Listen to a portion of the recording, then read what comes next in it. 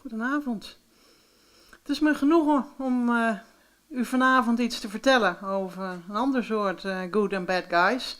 En om precies te zijn, ik ga het hebben over voedselfraude, voedselautenticiteit, dat is dan de goede kant. Is ons voedsel betrouwbaar of hebben we toch wel ook met bedrog te maken? Om maar eens te starten. Als we het over voedsel-echtheid hebben, dan hebben we het over een bepaalde identiteit van producten. En hetzelfde geldt voor mensen. Dus wie is dit? Nou, dat moeten we onder andere weten, hè, met de verkiezingen voor de deur. En wie is dat? Ja, is hij het? Is het echt? Of is het namaak? En ditzelfde euvel zien we met allerlei producten die we in de handel tegenkomen. Wat identiteit betreft hebben we ook te maken met fraude. Mensen die identiteitsbewijzen vervalsen bijvoorbeeld. Cybercrime, waarbij uw creditcardgegevens wordt gestolen. En andere ID-fraude, waarbij mensen zich voordoen als u. We hebben dat ook met andersoortige producten. Bankbiljetten worden veel gecontroleerd op echtheid. Sommige mensen schilderen nog steeds nieuwe Van Gogh schilderijen. Kleding, zal u ook wel bekend zijn. De designer labels, tasjes. Nou, sommige horloges, genuine fake.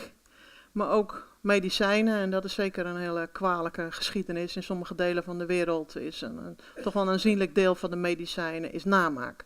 Zelfs met maar een heel klein deel of nauwelijks actieve stof. Nou, maak ik de sprong naar voedsel. Voedsel met identiteit. Nou ja, de oliebollen, de associaties die we daarmee hebben met oudejaar bijvoorbeeld. Bepaalde soep, de appeltaart van oma. Het kan ook om andersoortige producten gaan, bijvoorbeeld ambachtelijk brood, speciale kaas, speciale wijnen. In de regel de wat meer speciale producten waar we ook speciale eigenschappen aan toekennen. Nou wil ik even doorgaan op die wijn. We hadden net ook al iets over wijn. Wijn is een relatief duur product. Er zijn natuurlijk goedkope varianten, maar er zijn ook hele dure varianten. En dit is een fraude met wijn, waar ik zo meteen een filmpje van ga laten zien. Met hele dure wijnen in de Verenigde Staten, waar Rudy Carnevale fraude heeft gepleegd. Hij is opgepakt in 2012 en veroordeeld in 2013 tot 10 jaar celstraf. Maar hij kreeg de hele wereld mee. Het was een jonge man die zich voordeed als een heel rijk iemand. En uiteindelijk toch eigenlijk gewoon die hele dure wijnen van €1000 per fles in zijn keuken in elkaar stond te flansen. Dit is een trailer van de film, een documentaire over wat er gebeurd is in die periode. En de film heet Sour Grapes. Dus als u daar ooit nog eens naar zou willen kijken, dan is het mogelijk. When you leave things unregulated, you allow the wolves to come in and game the system. Prices were skyrocketing. What if I told you that you could turn your love of wine into an investment return? Today, there is no relation between the prices and what is in the bottle. 20 grand for the bottle, and you want this.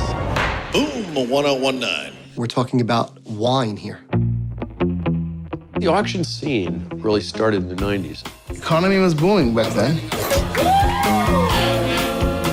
I started being aware of this kind of skinny, geeky, young guy that liked wine.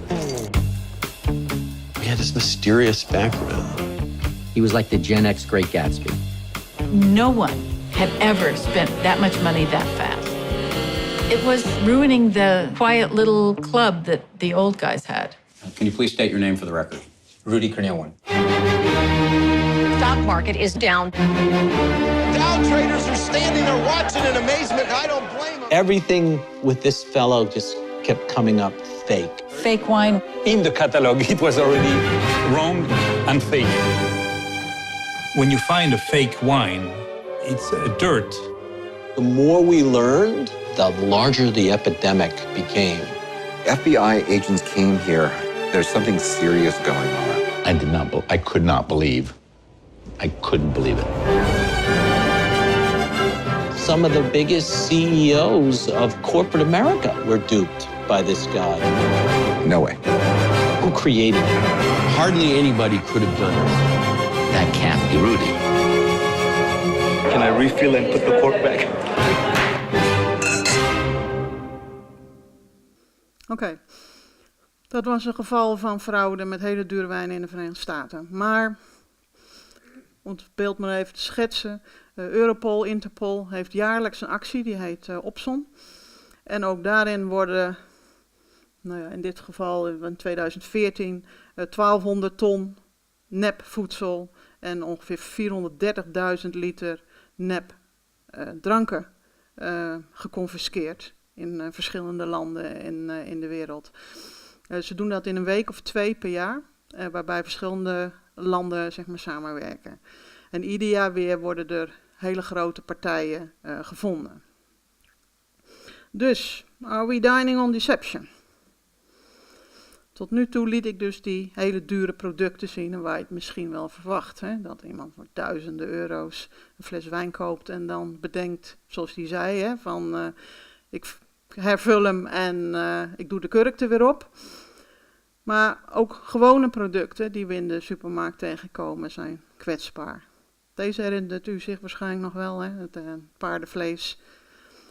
En een andere is de melamine-affaire in China in 2009, waarbij verschillende kinderen overleden en duizenden ziek werden, omdat partijen schijnbaar het eiwitgehalte verhoogden om meer te verdienen. Die kinderen konden er niet tegen. Als we nu naar fraude kijken, als we dat afbakenen, hè, dan is het is een vorm van bedrog. Het is opzettelijk en het is voor economisch gewin. Het is niet iets wat, een toevallige verwisseling kan altijd plaatsvinden, maar in meer dan 90% van de gevallen is er opzet in het spel. En dat kan gaan om het hele product, wat ik net al liet zien, de complete namaak langs de normale productie. Maar het kan ook in de gewone keten plaatsvinden en dan gaat het om ingrediënten bijvoorbeeld of bestanddelen. Het kan ook gaan om de geografische herkomst van producten, de wijze van productie, is iets biologisch of niet. En ook de wijze van verwerking, omdat dat ook toegevoegde waarde kan hebben. En dat kan een bepaalde eis zijn voor een speciaal product, zoals boerenkaas bijvoorbeeld, waarin dan wel weer de rauwe melk verwerkt zou moeten worden. En wat freeriders zijn. Of het kan gaan om bijvoorbeeld vlees dat vers lijkt te zijn, maar in werkelijkheid een aantal jaren in de vriezer heeft gelegen en weer ontdooid is. Het gaat om veel geld. De schatting is dat het verlies van de reguliere voedingsmiddelenindustrie in de wereld ongeveer $40 miljard is op jaarbasis door fraude met voedsel. Dus dat is zeker een aanzienlijk bedrag. In Wageningen houden we ons bezig met aan de ene kant het ontwikkelen van detectietechnieken om die vervalste producten op te duiken, te onderzoeken. Maar aan de andere kant ook voedselfraude te begrijpen. Dus meer richting de daders, de fraudsters die we kennen. Ik heb een paar vragen in een online quizje. En ik zou willen vragen even uw telefoon te pakken en naar Kahoot te gaan. Kahoot.it. Of je tablet of wat u bij u heeft. En dan krijgt u zo het pinnummer van me. Want ik moet hem even...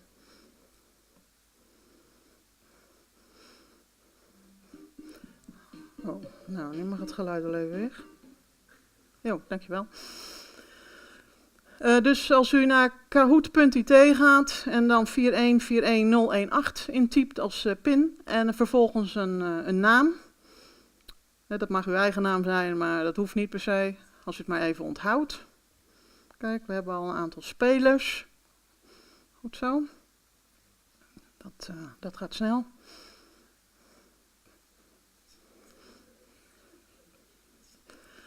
Hopelijk houdt de wifi het ook vol.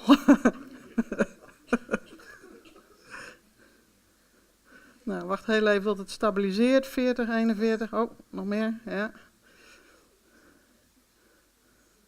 Nou, in ieder geval, ik heb 4 vragen geselecteerd voor deze quiz. U krijgt zo de eerste vraag te zien. En de vraag is dan, zeg maar, u krijgt 2, 3 of 4 antwoordmogelijkheden om wat u denkt het juiste antwoord te selecteren. Dat is een kleur en die kleur ziet u ook op uw telefoon of uw tablet. Oké. Nou, ik denk we gaan beginnen.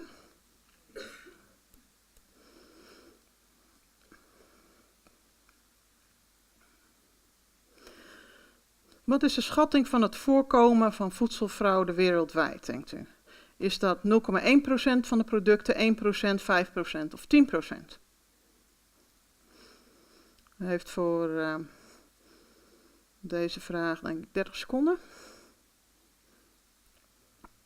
Nou, tenzij je het met z'n allen sneller doet, dan het gaat wel de goede kant op, geloof ik.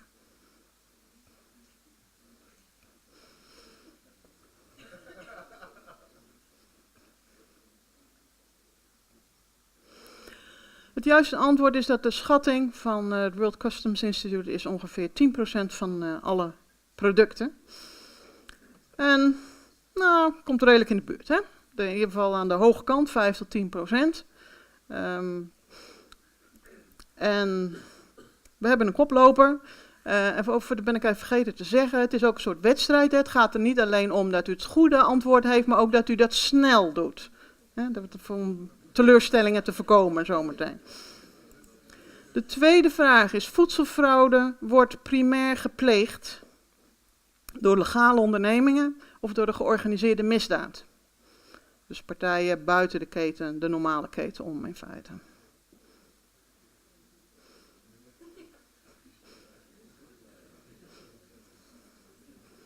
Ja, beide vormen komen voor.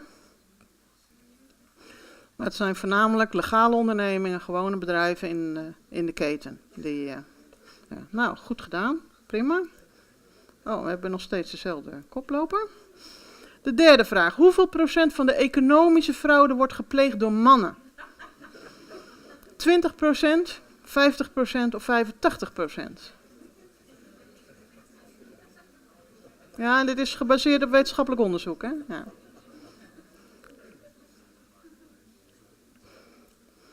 Dat is 85%. Ja. Goh, u doet het heel goed. U doet het uitstekend.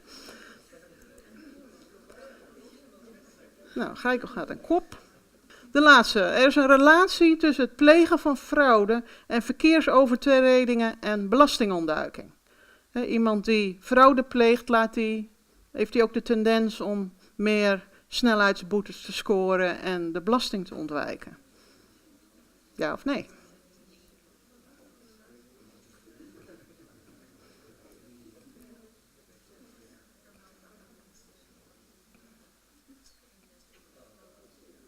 Het antwoord is ja.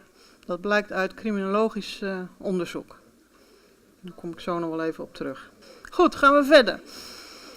In Wageningen voeren we dus onderzoek uit naar fraude-ingrediënten en we zijn tot het volgende concept gekomen samen met criminologen van de VU in Amsterdam.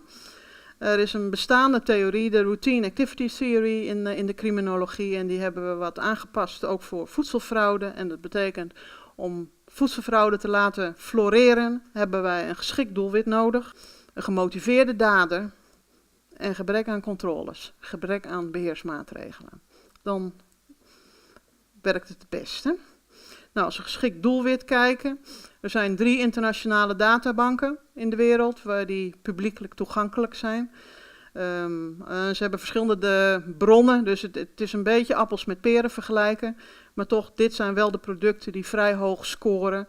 Dus kruiden, specerijen, olijfolie, andere oliesoorten, zuivel, vlees, vis, noten en honing.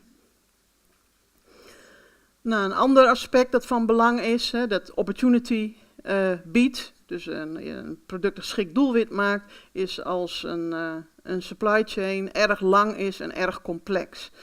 En dit is het voorbeeld van een blikje tonijn uiteindelijk, van de tonijn die uiteindelijk ingeblikt is. Je ziet dat die de hele wereld overgaat, dus er is voldoende gelegenheid om iets uit te halen. En dit is toch maar een heel eenvoudig product. Hè. Als het meer een samengesteld product wordt, dan met heel veel ingrediënten, dan wordt het totaal ontransparant allemaal. Nou, dan kom ik bij de gemotiveerde dader. Uiteraard, hè, iedereen, dat is ook wat de meeste mensen als eerst zeggen, ja, ze doen het om geld te verdienen, ja, dat doen ze ook. Maar niet iedereen in een keten die dat geld op die manier kan verdienen, zal dat ook doen.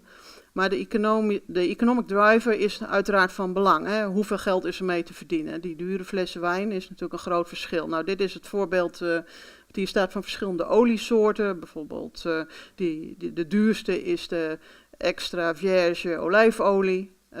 De prijzen op de wereldmarkt. En die andere, zoals kokosolie of zonnebloem, raapzaad, soja, etc. Ja, die zijn veel goedkoper. Nou, we zien ook dat die terugkomen in die olijfolie, bijvoorbeeld. Maar zoals ik al zei, het is niet alleen de economic driver, hè? Het is niet alleen de opportunity, het is ook zeker een kwestie van cultuur en gedrag van mensen. En iemand die dat bestudeerd heeft is Cesare Lombroso in de 19e eeuw. En die begon van de suspects plaatjes te tekenen, omdat hij dacht dat ze gezamenlijke soort overeenkomsten hadden in hun karakteristieken. Hij tekende dit soort plaatjes en de informatie die ik gebruik is van professor Wim Huisman van de VU in Amsterdam. En hij tekende die plaatjes omdat hij dacht dat je mensen kon herkennen aan een bepaald soort oren, een bepaald soort ogen, bepaalde trekken, etc. Nou, dat bleek toch wel enigszins een wetenschappelijke dwaling te zijn. Maar goed, u weet het niet, hè? U kunt nog eens even om u heen kijken of u iets herkent, maar er zijn wel bepaalde karakteristieken, zoals het overeenkomst met verkeersovertredingen en belastingontwijkingen, de relatie daarmee, dat er toch de discussie over nurture en nature het laatste nog niet gezegd is. En als we het dan over die beheersmaatregelen hebben, dat is het derde stuk, nou dan hebben we hard controls als bedrijven, zeg maar, beschikbaar analytische tests, massabalansen, track and trace. En ook soft controls zijn belangrijk, dus worden de medewerkers gescreend op integriteit, zijn klokkenluidersmogelijkheden en dat soort zaken. Nou, dit geheel, dit concept hebben we verwerkt tot een assessment, samenwerking met S-Safe, dat is een samenwerking van verschillende grote bedrijven in de wereld en PwC. En dit is een assessment, een checklist voor bedrijven om te onderzoeken hoe kwetsbaar ze zijn voor fraude. Nou, als u nog eens wil kijken, de link voor de website kunt u hier vinden. En dan het laatste stuk van mijn verhaal gaat over de consument. Is die nou victim of victor? Hè? Is die nou slachtoffer? Of is hij misschien wel een beetje de aanstichter uiteindelijk? Of is de consument, zou die ook de laatste verdedigingslinie kunnen zijn in dit geheel? Nou, uiteraard is het van belang altijd gezond verstand te gebruiken. Als iets te mooi is om waar te zijn, dan is het waarschijnlijk te mooi om waar te zijn. Kunt u van op aan.